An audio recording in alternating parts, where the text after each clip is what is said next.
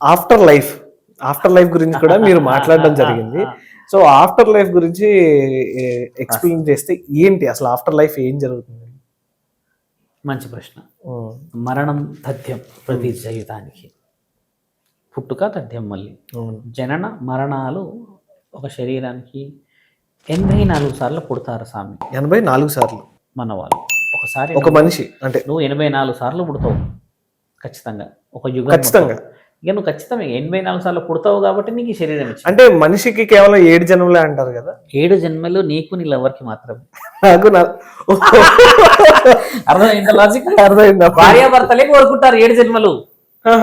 నువ్వు నీ పక్కింటున్న ఇంకొక మీ అగ్గుల్ని కోరుకుంటావా? నువ్వు నేను 7 జన్మలు ఉండాలి. స్వామి ఏమనుకోకండి, ఒక డౌట్.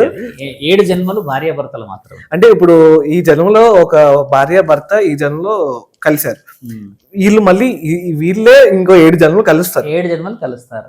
మన రుణ బాధ్యతలో నీ పిల్లలు ఎక్కడికి పోవాలి? ఓకే, ఈ 7 జన్మల తర్వాత ఈవిడతో రుణం, ఆయనతో రుణం అయిపోతుంది. ఆవిడే మళ్ళీ అదే ఇంట్లో నీవు కొన్ని సందర్భాల అనుకూలతంగా పుడతావు.